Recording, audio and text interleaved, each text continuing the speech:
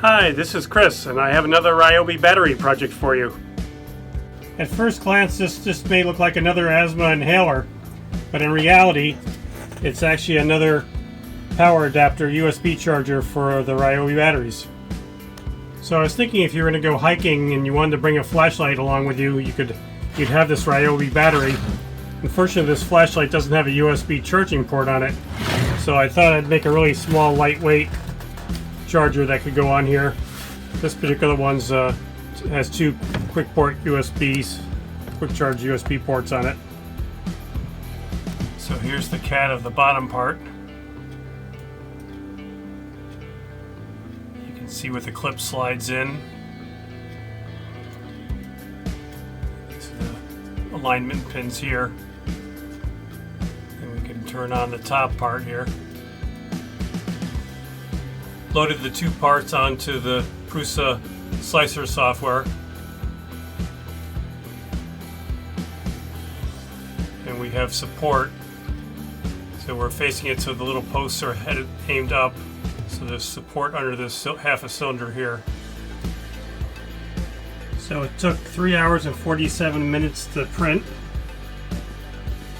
Did both parts at the same time. So we're going to take the pieces off the plate. And then we've got to pull the support material off.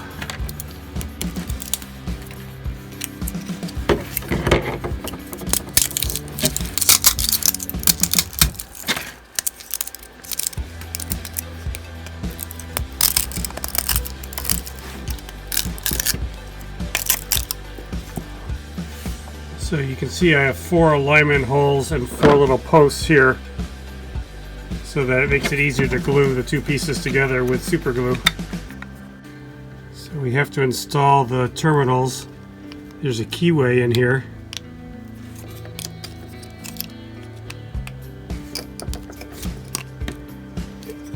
Okay, it pushes it down, and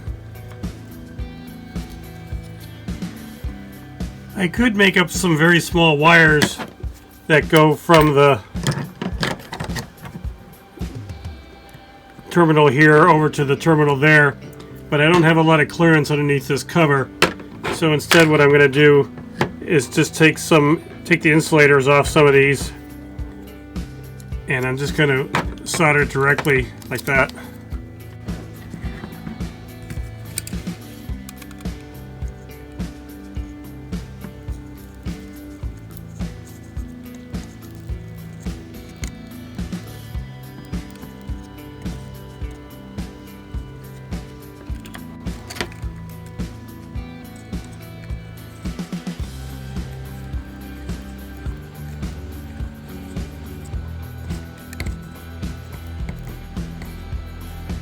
Here I've just soldered the two terminals.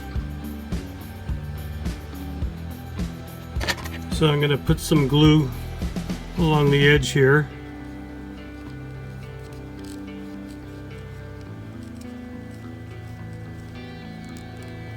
And in these holes.